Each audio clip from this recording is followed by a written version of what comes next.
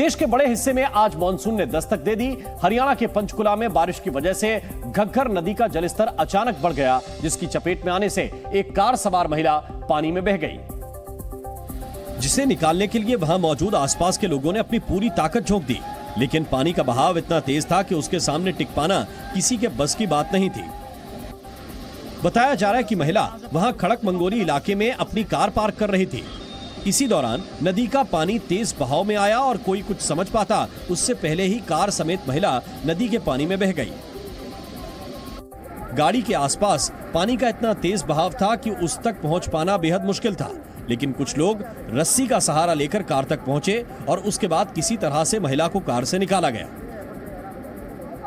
इस घटना की सूचना मिलने के बाद पुलिस वाले भी वहां पहुंचे, जो पुल के ऊपर से नीचे कार में फंसी महिला को सिर्फ देखते नजर आए। कोई भी पुलिस वाला नीचे महिला की मदद के लिए नहीं पहुंचा, जिससे साफ है कि अगर इलाके के लोग महिला को निकालकर अस्पताल नहीं पहुंचाते तो उसकी जान बचा पाना मुश्किल था। हिमाचल प्रदेश के कुल्लू में भी भारी बारिश की वजह से बड़ा नुकसान हुआ। तेज बारिश की वजह से वहां कई गाड़ियां पानी में बह गईं, जिन्हें बरसाती नाले से निकालने के लिए क्रेन की मदद लेनी पड़ी। सामने आई तस्वीरों में दिखा कि पानी के बहाव में फंसकर नाले में गिरी 8 गाड़ियों को भारी नुकसान हुआ था। ये गाड़ियां जिस नाले में फंसी थीं, उसके दोनों किनारों को जोड़ने के लिए बना पुल भी टूटा नजर आया। बताया जा रहा है कि लगातार हो रही बारिश की वजह से नदी नाले उफान पर आ गए, जिसके चलते पानी के बहाव में बहते हुए गाड़ियां बरसाती नाले के बीचों बीच फंस गईं।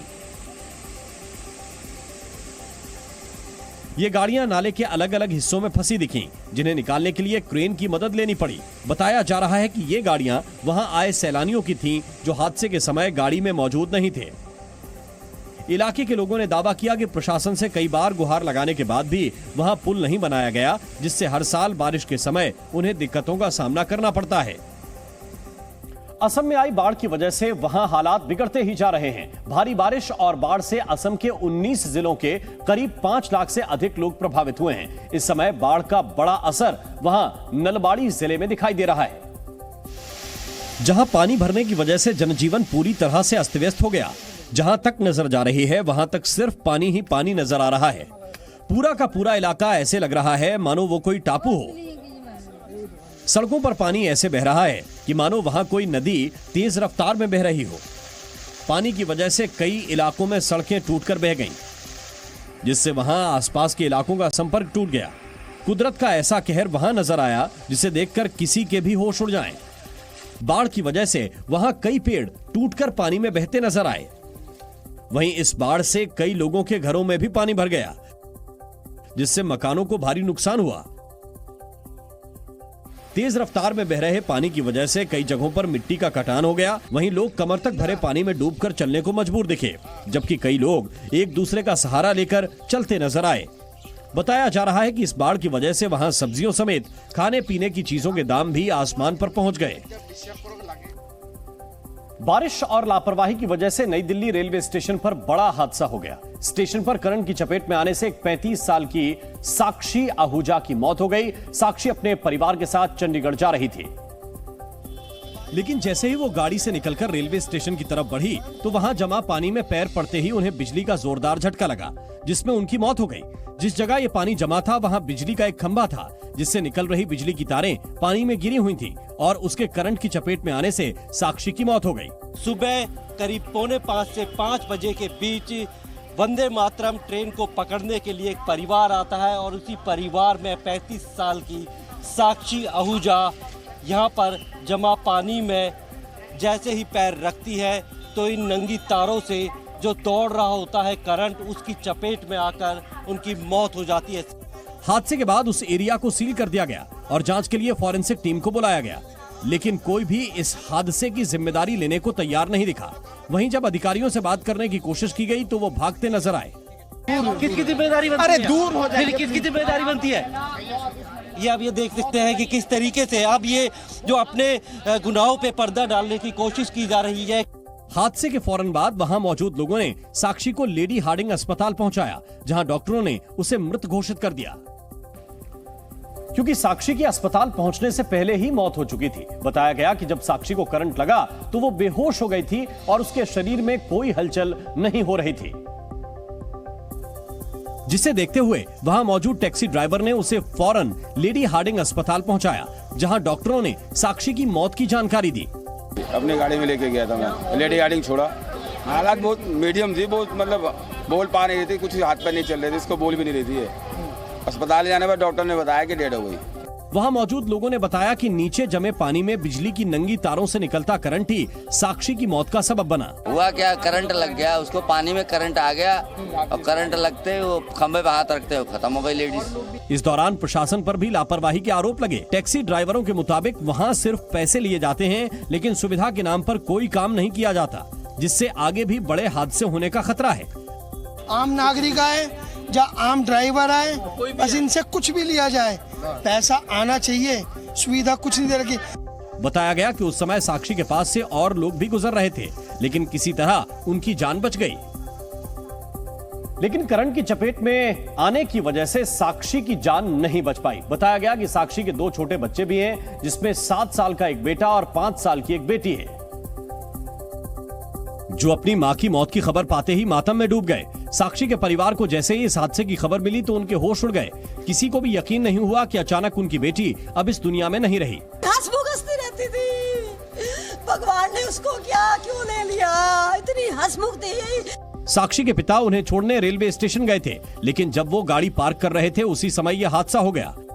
जैसे जैसे वो पहुंची वहां पर, थोड़ी देर में इसी मेरी बेटी का फोन आ गया, पापा आप जल्दी काटो, गाड़ी को वहीं छोड़ दो जहां पर भी खड़े हो, बस गाड़ी मत पार्क करो, आप साक्षी को कुछ हो गया, साक्षी एकदम गिर गई है नीचे।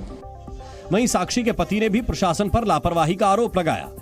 स्टेशन की एंट्री के वक्त वहाँ पे इलेक्ट्रोक्यूशन हुआ और डॉक्टर्स ने उसे डेड ऑन अराइवल घोषित किया। मैं वहाँ पे मौके पे मौजूद नहीं था, बट जो इन्फॉर्मेशन मेरे पास है वहाँ पे कोई भी किसी भी तरह की हेल्प, कोई भी किसी भी तरह की एम्बुलेंस अवेलेबल नहीं थी। साक्षी के परिवार ने बिजली विभाग के साथ ही रेलवे प्रशासन को भी इस मौत का जिम्मेदार ठहराया। साथ ही साक्षी आहूजा की बहन और उनकी माता ने इस लापरवाही के लिए संबंधित विभागों के खिलाफ शिकायत भी दर्ज कराई है, जिसके आधार पर केस दर्ज कर दिया गया, जिसमें पुलिस ने आईपीसी की धारा 287, 304 ए के तहत केस दर्ज किया। पुलिस की तरफ से आए बयान में यह साफ किया गया कि करंट लगने की वजह से ही साक्षी की मौत हुई, जिसकी जांच की जा रही है। वहीं नॉर्दर्न रेलवे के सीपीआरओ दीपक कुमार की तरफ से आए बयान में यह कहा गया कि रेलवे के काम में किसी तरह की कमी नहीं है और दोबारा ऐसा हादसा न हो, इसकी जांच की जा रही है। नॉर्दर्न रेलवे के जो सीपीआरओ हैं उन्होंने अपनी तरफ से एक बयान दिया है, जिसमें बताया है कि ये पूरी घटना जो है वो जो बिजली के जो तार निकल रहे थे उसमें से निकले हुए करंट की वजह से हुई है और वाटर लॉगिंग की वजह से पानी इकट्ठा हो गया था और उसी वजह से करंट जो है वो फैल गया था और जिससे ये दुखद घटना हुई है। इस बीच साक्षी का पोस्टमार्टम करके उनके शव को परिजनों को सौंप दिया गया। दिल्ली एनसीआर को मॉनसून की पहली ही बारिश में मुश्किलों में दिल्ली एनसीआर को डाल दिया। दिल्ली, नोएडा, गाजियाबाद और गुरुग्राम के कई इलाकों में हुई बारिश लोगों की मुसीबत का सबब बन गई, क्योंकि सड़कों पर पानी भरने से लोगों का निकलना मुश्किल हो गया। हालात ये हो गए कि कई इलाकों में कमर तक पानी भर गया। मौसम विभाग ने भी अगले 2 दिनों के लिए दिल्ली एनसीआर के लिए येलो अलर्ट जारी कर दिया। कल और परसों मौसम विभाग के अनुसार तेज आंधी के साथ बारिश होने की संभावना है।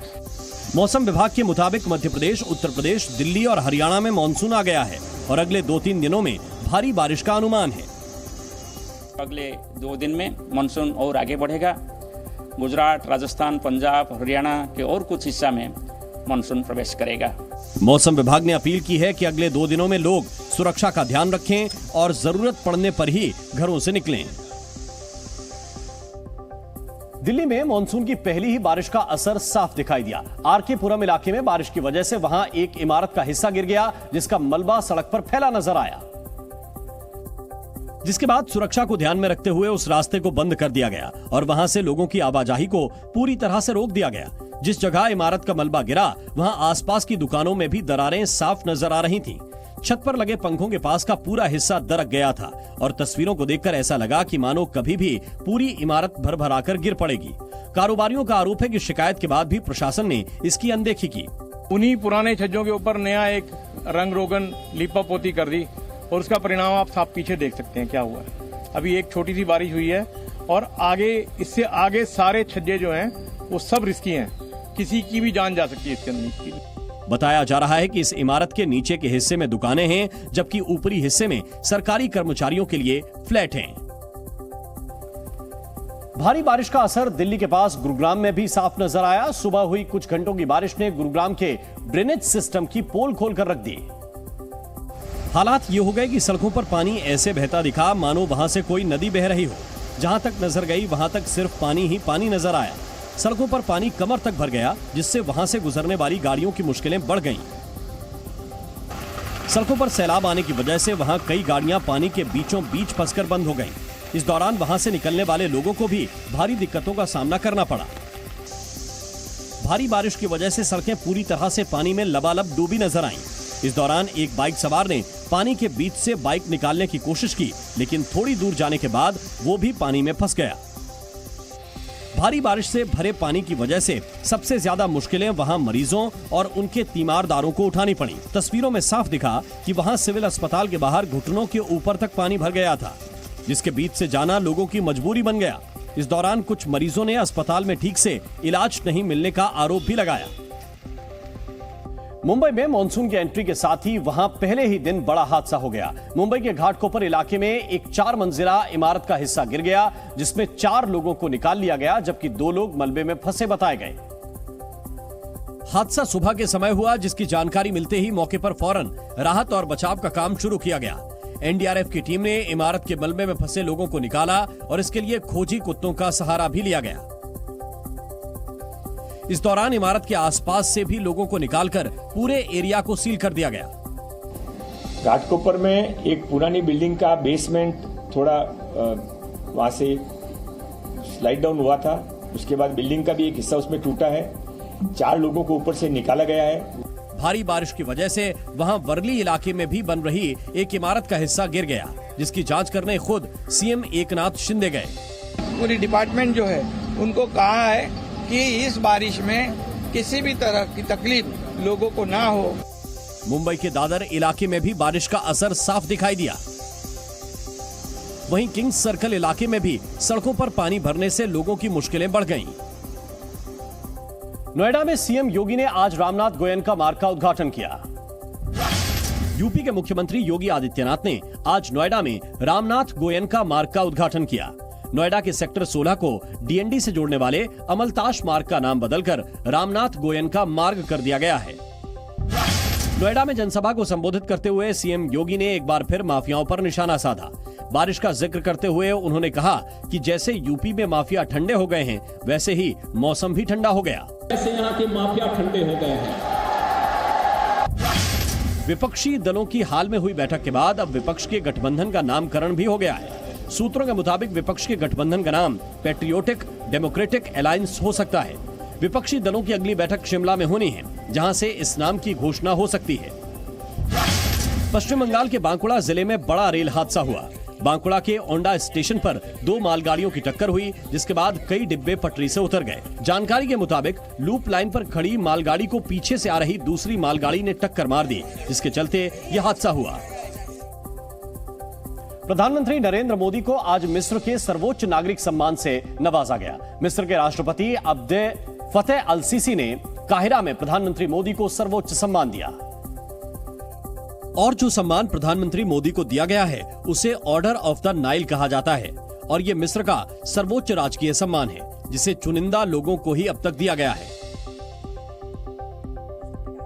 प्रधानमंत्री मोदी को सर्वोच्च सम्मान देने के बाद राष्ट्रपति अब्देल फतेह अल सीसी ने प्रधानमंत्री मोदी का गर्मजोशी से स्वागत किया और इस दौरान दशकों पुराने रिश्ते की गर्माहट साफ तौर पर देखने को मिली। प्रधानमंत्री मोदी और मिस्र के राष्ट्रपति अल सीसी ने दोनों देशों के बीच आपसी सहयोग और व्यापार बढ़ाने के लिए एक एमओयू भी साइन किया। 26 साल बाद भारतीय प्रधानमंत्री की ये मिस्र यात्रा है। हालांकि 6 महीने में पीएम मोदी और अल सीसी दूसरी बार मिल रहे हैं। इससे पहले 26 जनवरी को राष्ट्रपति अल सीसी गणतंत्र दिवस के मुख्य अतिथि थे और इस दौरान भी दोनों देशों के मजबूत रिश्तों की गर्माहट देखने को मिली थी। वर्ष 2014 में देश के प्रधानमंत्री का पद संभालने के बाद से यानी पिछले 9 वर्षों में पीएम मोदी को 13 देशों से राजकीय सम्मान मिल चुका है। आज मिस्र के सर्वोच्च सम्मान ऑर्डर ऑफ द नाइल से प्रधानमंत्री मोदी को सम्मानित किया गया। इससे पहले मई 2023 में पापुआ न्यू गिनी ने companion of the order of लोगोहू से प्रधानमंत्री मोदी को सम्मानित किया था। मई 2023 में ही फिजी ने companion of the order of Fiji से प्रधानमंत्री मोदी को सम्मानित किया। मई 2023 में ही पलाऊ गणराज्य ने एबाकल पुरस्कार से प्रधानमंत्री मोदी को सम्मानित किया। वहीं दिसंबर 2021 में भूटान ने सर्वोच्च नागरिक सम्मान order of the Druk Gyalpo से प्रधानमंत्री मोदी को नवाजा। वर्ष 2020 में पीएम मोदी को अमेरिकी सरकार की ओर से लीजन ऑफ मेरिट से सम्मानित किया गया था। वर्ष 2019 में बहरीन ने प्रधानमंत्री मोदी को King Hamad Order of the Renaissance से सम्मानित किया था। वहीं वर्ष 2019 में ही मालदीव ने order of the distinguished rule of निशान इज्जुद्दीन से सम्मानित किया। रूस ने भी वर्ष 2019 में Order of Saint Andrew award से प्रधानमंत्री मोदी को सम्मानित किया। वर्ष 2019 में संयुक्त अरब अमीरात का सर्वोच्च नागरिक सम्मान ऑर्डर ऑफ जायद अवार्ड प्रधानमंत्री मोदी को दिया गया था। वहीं वर्ष 2018 में पीएम मोदी को grand collar of the state of फलस्तीन पुरस्कार से सम्मानित किया गया, जबकि वर्ष 2016 में प्रधानमंत्री मोदी को अफगानिस्तान का सर्वोच्च नागरिक सम्मान स्टेट ऑर्डर ऑफ गाजी अमीर अमानुल्लाह खान मिला था। वर्ष 2016 में ही सऊदी अरब ने प्रधानमंत्री मोदी को ऑर्डर ऑफ अब्दुल अजीज अल सऊद से सम्मानित किया था। अपने दौरे के आखिरी दिन पीएम मोदी मिस्र के काहिरा में गीजा के महान पिरामिड का दौरा करने के लिए पहुंचे। मिस्र के प्रधानमंत्री मुस्तफा मेडबोली भी प्रधानमंत्री मोदी के साथ रहे और प्रधानमंत्री मोदी ने गीजा के महान पिरामिड पर पहुंचकर उसकी खूबसूरती को देखा और इसके बाद पीएम मोदी उसका इतिहास जानते भी नजर आए। गीजा पिरामिड को देखने के बाद मिस्र के प्रधानमंत्री मुस्तफा मेडबोली ने पीएम मोदी को गीजा पिरामिड की एक तस्वीर भेंट की। इसके बाद प्रधानमंत्री नरेंद्र मोदी ने मिस्र के प्रधानमंत्री मुस्तफा मेडबोली के साथ बैठकर फोटो भी खिंचाई।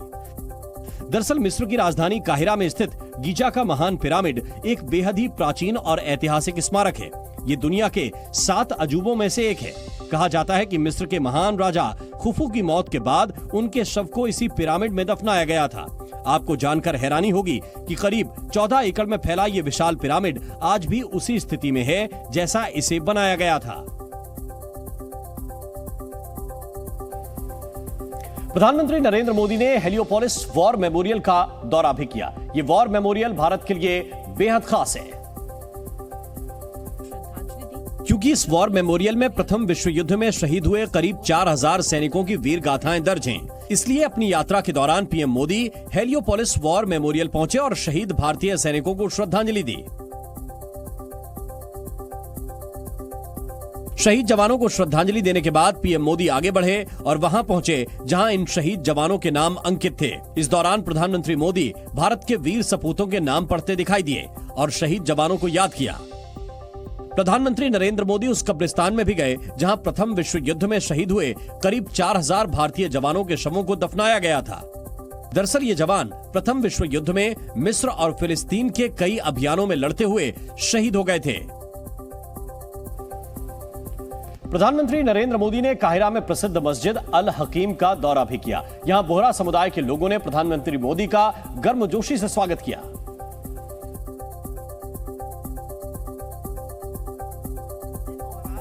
और मस्जिद पहुंचने पर पीएम मोदी का शानदार स्वागत हुआ। पीएम मोदी ने मस्जिद में लगी तस्वीरों को देखा और मस्जिद के मौलाना से मस्जिद के बारे में जानकारी ली। प्रधानमंत्री नरेंद्र मोदी ने मस्जिद में जियारत करने आए लोगों से भी मुलाकात की और उनका हाथ जोड़कर अभिवादन किया। प्रधानमंत्री नरेंद्र मोदी मस्जिद की शानदार वास्तुकला और नक्काशी को भी देखते नजर आए और इसके बाद पीएम मोदी को कई उपहार भी दिए गए।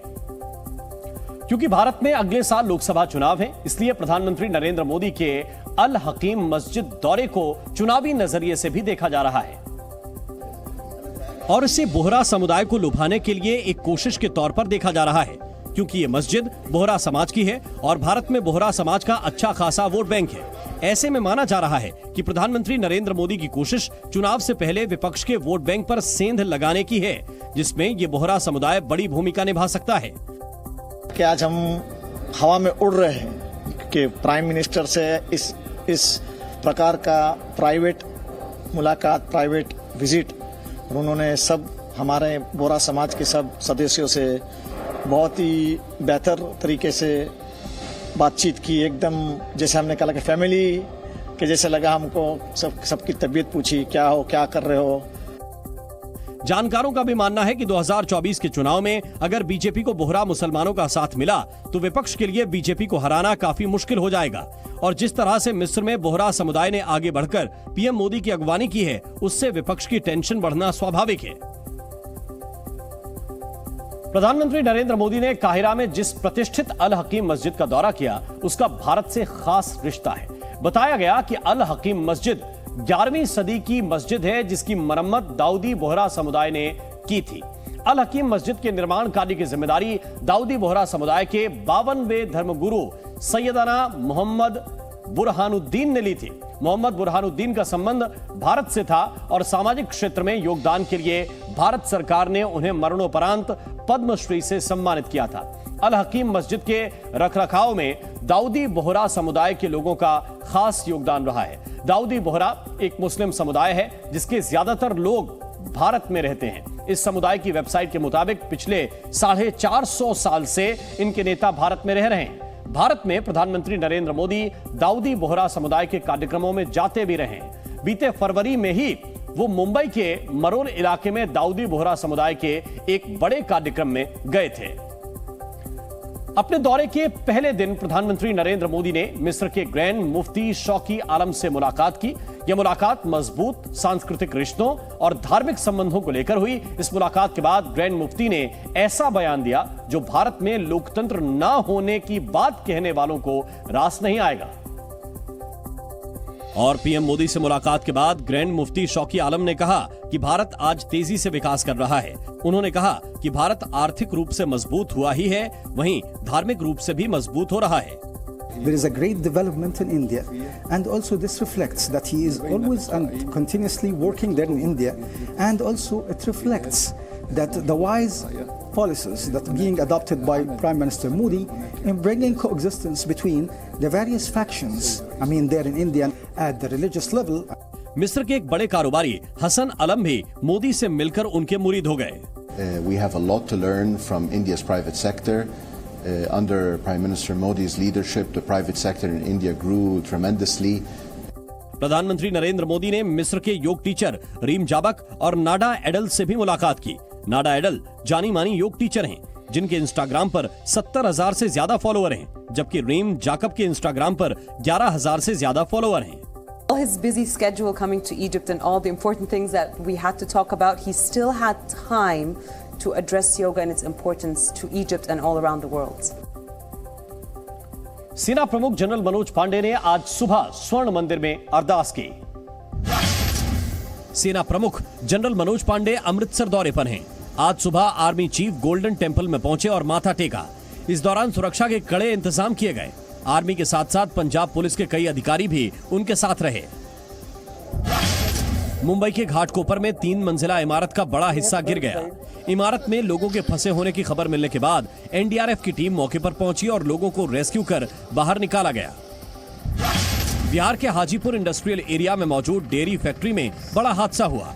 यहां अमोनियम गैस पाइप में लीकेज होने से 40 से 50 कर्मचारी घायल हो गए। वहीं इलाज के दौरान एक व्यक्ति की मौत हो गई। उत्तराखंड में भारी बारिश के बाद भूस्खलन की खबरें भी सामने आने लगी हैं। हरिद्वार के करीब श्यामपुर इलाके में भीषण लैंडस्लाइड हुआ, जिसके बाद लंबा जाम लग गया। रूस में गृह युद्ध और तख्ता पलट का खतरा टल गया। राष्ट्रपति व्लादिमीर पुतिन के खिलाफ बगावत करने वाले प्राइवेट आर्मी वैगनर के चीफ येवगेनी प्रिगोजिन ने अपने लड़ाकों को वापस लौटने का आदेश दिया है। ये लड़ाके मॉस्को की ओर मार्च कर रहे थे, लेकिन रूस के खिलाफ विद्रोह करने वाले वैगनर समूह के लड़ाके अब यूक्रेन के अपने फील्ड कैंप की ओर वापस लौट रहे हैं। बेलारूस के राष्ट्रपति अलेक्जेंडर लुकाशेंको के बीच बचाव के बाद ही वैगनर चीफ येवगेनी प्रिगोजिन ने अपने रुख में बदलाव किया। पुतिन की सहमति के बाद लुकाशेंको ने प्रिगोजिन से बात की और वैगनर प्रमुख तनाव कम करने पर सहमत हुए। Мы разворачиваем свои колонны и уходим в обратном направлении в полевые лагеря согласно плану. प्रिगोजिन ने अपने सैनिकों को मॉस्को की तरफ बढ़ने से रोका और वापस सैन्य अड्डे पर लौटने का आदेश दिया, जिसके बाद वैगनर लड़ाकों ने रोस्तोव ऑन डॉन समेत सारे कब्जे वाले क्षेत्र छोड़ दिए। प्रिगोजिन ने दावा किया कि उनके लड़ाके मॉस्को से सिर्फ 200 किलोमीटर दूर थे। उन्होंने कहा कि हमने अपनी जिम्मेदारी समझी कि दोनों तरफ से रूसी नागरिकों का ही खून बहता, इसीलिए हमने पीछे हटने का फैसला किया। ЧВК «Вагнер» хотели расформировать. Мы вышли 23 июня на марш справедливости. За сутки мы прошли, не доходя 200 километров до Москвы. वैगनर लड़ाके अब फिर से यूक्रेन में रूस के लिए लड़ाई लड़ेंगे। पुतिन के खिलाफ बगावत करने वाले वैगनर लड़ाकों के रोस्तोव ऑन डॉन शहर छोड़ने पर रूसी लोगों ने जश्न मनाया। जब वैगनर बल अपने बख्तरबंद वाहनों और टैंकों में शहर से बाहर निकल रहे थे, तब रोस्तोव ऑन डॉन शहर के लोग वैगनर समूह के लिए जयकार कर रहे थे। इस दौरान फायरिंग भी की गई, कार के हॉर्न भी बजाए गए। शहर के लोग वैगनर वैगनर नारे लगा रहे थे, तालियां बजाकर वैगनर लड़ाकों को विदाई दी जा रही थी। रोस्तोव शहर के लोग वैगनर चीफ येवगेनी प्रिगोजिन के साथ भी तस्वीरें लेने के लिए कतार में खड़े दिखे। कुछ लोग वैगनर लड़ाकों के साथ तस्वीर लेते भी देखे गए। लोगों ने हाथ मिलाकर और जयकारे लगाकर वैगनर लड़ाकों को यूक्रेन के फील्ड कैंप के लिए विदा किया।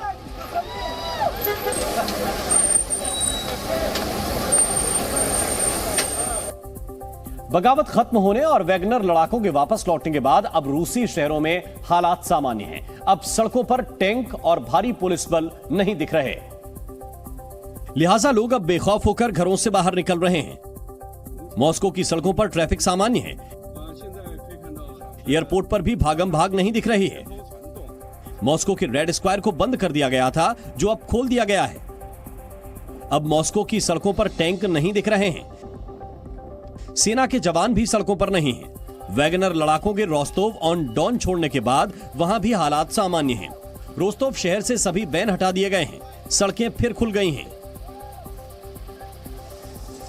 शहर के मेयर ने दावा किया कि अब शहर में सब कुछ सामान्य है और लोग अपने अपने काम पर जा रहे हैं। बेलारूस के राष्ट्रपति ने सुरक्षा की गारंटी के बदले में रूस की प्राइवेट आर्मी वैगनर ग्रुप को मार्च रोकने का प्रस्ताव दिया था। विद्रोह खत्म करने के समझौते के तहत वैगनर चीफ येवगेनी प्रिगोजिन को अब रूस छोड़कर पड़ोसी देश बेलारूस जाना होगा। क्रेमलिन के प्रवक्ता दिमित्री पेस्कोव ने यह जानकारी दी। इसके साथ ही समझौते के तहत वैगनर के चीफ येवगेनी प्रिगोजिन के खिलाफ आपराधिक मामला भी बंद कर दिया जाएगा।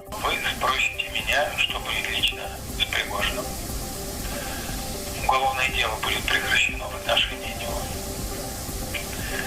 И сам он уйдет в Белоруссию. क्रेमलिन के प्रवक्ता दिमित्री पेस्कोव ने कहा कि विद्रोह में शामिल वैगनर ग्रुप के लड़ाकों पर भी मुकदमा नहीं चलाया जाएगा। इसके साथ ही जो वैगनर लड़ाके विद्रोह में शामिल नहीं थे, उन्हें रक्षा मंत्रालय की तरफ से नौकरी की पेशकश की जाएगी। पेस्कोव ने कहा कि क्रेमलिन ने हमेशा अग्रिम मोर्चे पर वैगनर लड़ाकों के साहसिक कार्यों का सम्मान किया है। उन्होंने कहा कि खून खराबे और आंतरिक टकराव से बचना सर्वोच्च लक्ष्य था। Была высшая цель избежать кровопролития, избежать конфронтации внутренней, избежать столкновений с непредсказуемыми результатами. И именно во имя этих целей были реализованы посреднические усилия. बताया जा रहा है कि प्रिगोजिन और बेलारूस के राष्ट्रपति अलेक्जेंडर लुकाशेंको एक दूसरे को करीब 20 सालों से जानते हैं। इसीलिए पुतिन ने लुकाशेंको को मध्यस्थता के काम पर लगाया। के बीच रूसी राष्ट्रपति व्लादिमीर पुतिन मॉस्को छोड़कर भाग गए थे। क्या वैगनर ग्रुप के चीफ ने जो किया उससे पुतिन की साख कम हुई? ये सवाल सोशल मीडिया पर उठ रहे हैं और दावा किया जा रहा है कि जब वैगनर ग्रुप के लड़ाके मॉस्को में दाखिल होने की कोशिश कर रहे थे, तब पुतिन मॉस्को छोड़कर भाग गए थे। यूक्रेन सरकार के एक सलाहकार एंटोन गेराशचेंको ने ट्वीट कर दावा किया कि पुतिन के आधिकारिक विमान ने मॉस्को से सेंट पीटर्सबर्ग के लिए उड़ान भरी थी। रिपोर्ट्स के अनुसार पुतिन का प्लेन उड़ान भरने के बाद 150 किलोमीटर के बाद रडार से गायब हो गया था। हालांकि क्रेमलिन ने पुतिन के मॉस्को छोड़ने की बात से इनकार किया है। वहीं रूस के दिग्गज शतरंज खिलाड़ी गैरी कास्पारोव ने ट्वीट कर लिखा कि जो भी डील हुई लेकिन उससे पुतिन का अजेय होने का भ्रम टूट गया है। प्रेसिडेंट पुतिन जो है, उनकी जो सेल्फ इमेज है और उनकी प्रेस्टीज है विद इन रशिया और दुनिया में, उसमें बहुत ज़बरदस्त घात हुआ है। वो उस माफिक नहीं अपने आप को पेश कर सकते जैसे पहले करते थे। कास्पारोव के मुताबिक पुतिन और उनके सहयोगियों ने असली डर का स्वाद चखा। उन्होंने लिखा कि मॉस्को डरा हुआ था। मीडिया रिपोर्ट्स में कहा जा रहा है कि वैगनर चीफ प्रिगोजिन को शायद अफ्रीका का साम्राज्य संभालने की छूट दे दी गई है। इससे पहले यूक्रेन के राष्ट्रपति वोलोडिमीर ज़ेलेंस्की ने भी वैगनर ग्रुप की बगावत के बाद तंज कसते हुए कहा था कि व्लादिमीर पुतिन बहुत डर गए थे और कहीं छुप गए थे।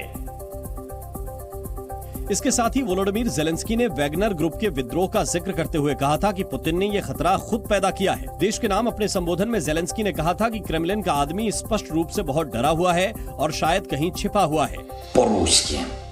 Человек из Кремля, очевидно, очень боится и, наверное, прячется где-то, не показывается. Уверен, что уже не в Москве. Звонит куда-то, выпрашивает там что-то. Он знает, чего боится, потому что он сам создал эту угрозу. Все зло. ज़ेलेंस्की ने कहा कि पुतिन ने ही बुराई और नफरत को फैलाया।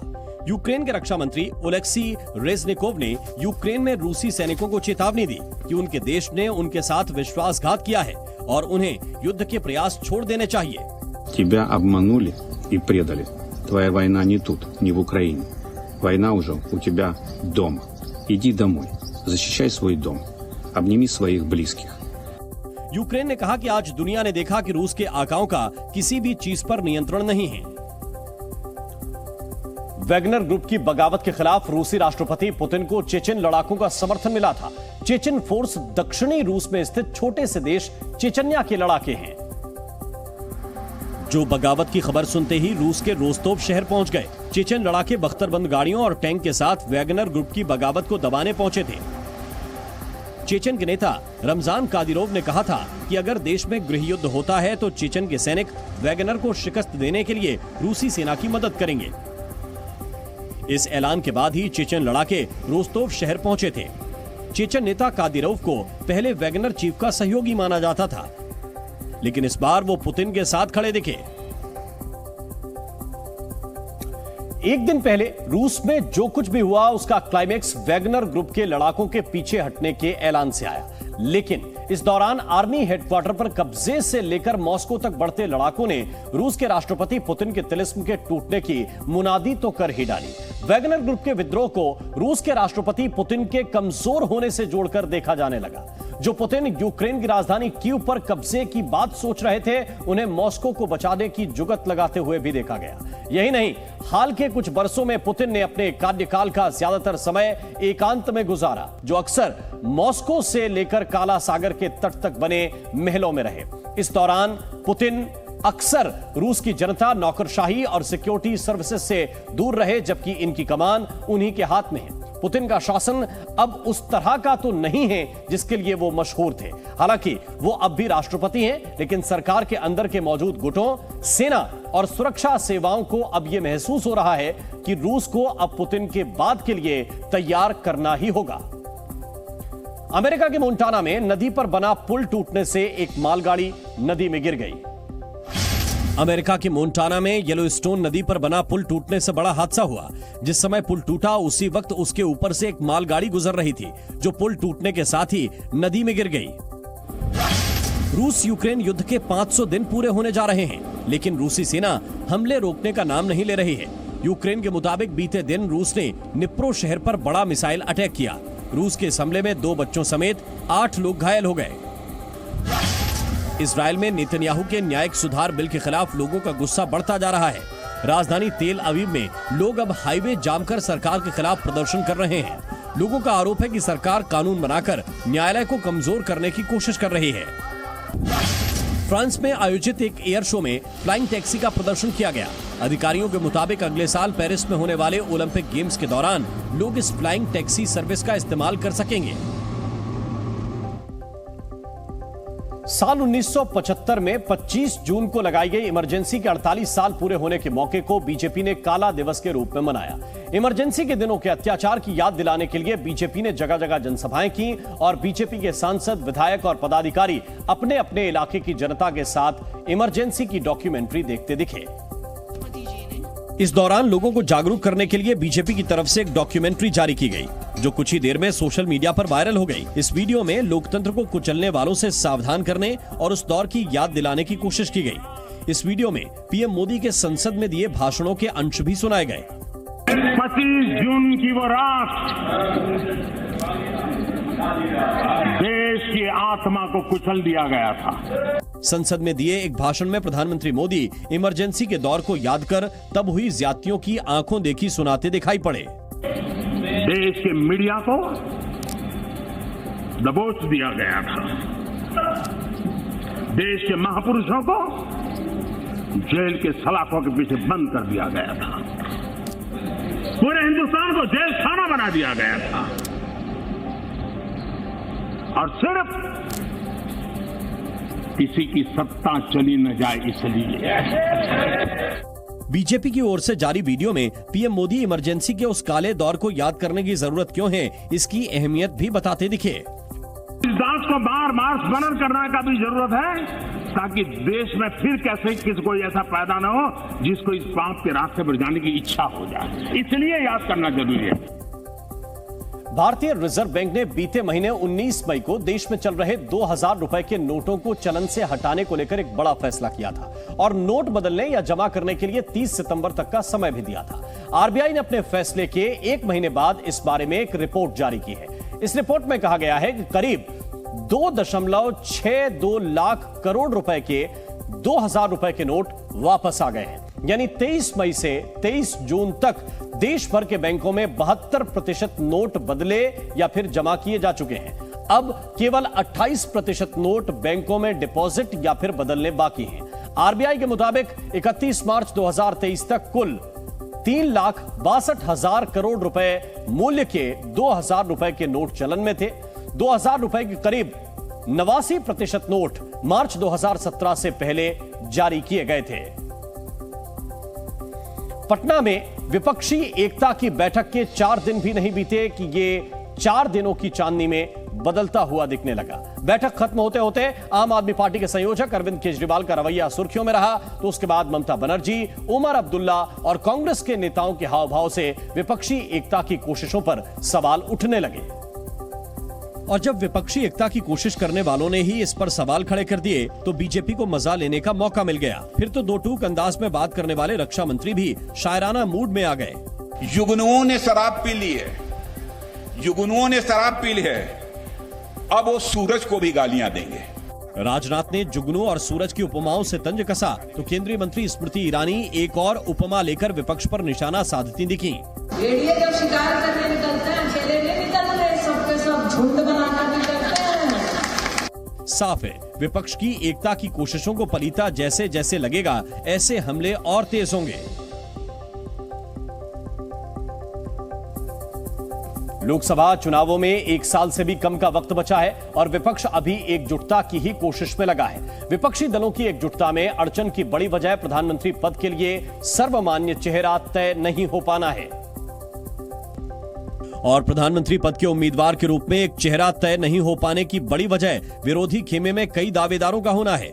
फिलहाल जो मुहिम शुरू की गई है उसे शुरू करने वाले नीतीश कुमार कई बार अपनी दावेदारी से मुकर चुके हैं, लेकिन उन्हें जानने वाले उनकी महत्वाकांक्षा को उम्मीदवारी से जोड़कर देखते हैं। इसी तरह कभी ममता बनर्जी, कभी अरविंद केजरीवाल तो कभी राहुल गांधी की दावेदारी की चर्चा चलती रहती है। चूंकि राहुल के नाम पर विपक्ष के कई नेता पहले भी ऐतराज जता चुके हैं, इसलिए चुनाव होने तक इस मुद्दे को ठंडे बस्ते में डालने की पहल हुई। लेकिन अब इस पहल को कांग्रेस ने ही पलीता लगाने का बीड़ा उठा लिया है। छत्तीसगढ़ के मुख्यमंत्री भूपेश बघेल ने साफ किया कि विपक्ष से पीएम हुआ तो राहुल ही बनेंगे। ये कांग्रेस के कार्यकर्ता होने के नाते मैं कह सकता हूँ कि 2024 के चुनाव के बाद ये बहुमत आती है तो राहुल जी प्रधानमंत्री बने। विपक्षी एकता के लिए तमाम फॉर्मूले तलाशे जाने के बीच कांग्रेस राहुल गांधी का नाम चलाए रखना चाहती है, तो इसे किसी एक नेता के मन की बात मानना नादानी ही होगी। खराब जीवन शैली की वजह से डायबिटीज के मरीजों की संख्या में जबरदस्त बढ़ोतरी होने का अंदेशा है। यह दावा द लेंसेट नाम की प्रतिष्ठित साइंस मैगजीन ने एक रिसर्च के आधार पर किया है, जिसके मुताबिक इस वक्त दुनिया भर में 50 करोड़ लोग डायबिटीज के शिकार हैं और आने वाले 30 साल यानी कि 2050 तक ऐसे मरीजों की संख्या दोगुनी होकर 130 करोड़ होने का अनुमान जताया जा रहा है, जो उस वक्त की जनसंख्या का 13.4% होगा। इस स्टडी के मुताबिक इन 30 वर्षों में उम्र से जुड़ी डायबिटीज की दर में कोई कमी होने के आसार नहीं। रिसर्च में शामिल लोगों के मुताबिक सभी वैश्विक मामलों में 96% मामले टाइप 2 डायबिटीज के हैं। और यह भी पता चला है कि डायबिटीज के लक्षण खास तौर से 65 साल और उससे ज्यादा उम्र के लोगों में पाए गए हैं। दुनिया में डायबिटीज के फैलने की दर 6.1% है, जो इसे मौत होने के 10 प्रमुख कारणों में एक बनाती है। यूपी के बाराबंकी में सरकारी सिस्टम पर सवाल खड़े करने वाला एक मामला सामने आया है। यहां एक जीवित महिला को सरकारी फाइलों में मृत घोषित कर दिया गया और जब महिला को इसकी जानकारी लगी तो महिला सिरौली गौसपुर के नायब तहसीलदार के पास पहुंच गई और अपने जिंदा होने के सबूत दिखाए। वो लड़ रहे हैं कि खेती पाती के लिए लड़ रहे हैं। हम हाँ, इनके खेती पाती कोई नहीं, हम उनका पहचानित नहीं है। बुजुर्ग महिला दशरथ देवी का आरोप है कि जमीन हड़पने की नियत से उनके ही परिवार वालों ने उनका फर्जी मृत्यु सर्टिफिकेट बनवाकर उन्हें मृत घोषित कर दिया। महिला अब अपने भतीजे के साथ न्याय की गुहार लगा रही है। अब इनकी जो आदमी खत्म हो गए तो जो इनके सब जमीन हड़प करा चाहती मर गई है। कौन कौन? अरे जियालाल, गोपीचंद, सरवन, मृतक घोषित कर दी। दशरथ देवी ने नायब तहसीलदार और दूसरे अधिकारियों के सामने पहुंचकर न्याय की गुहार लगाई है। अधिकारी अब जांच के बाद कार्रवाई की बात कर रहे हैं।